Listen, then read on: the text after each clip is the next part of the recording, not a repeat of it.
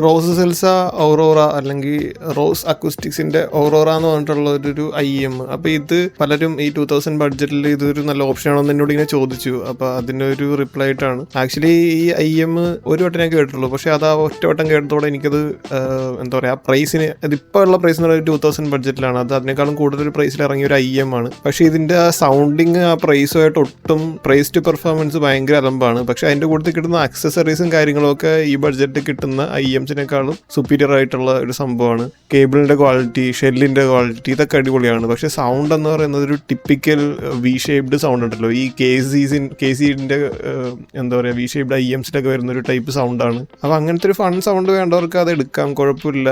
ബേസിന് base ഉണ്ട്, ട്രബിളിന് trouble ഉണ്ട്.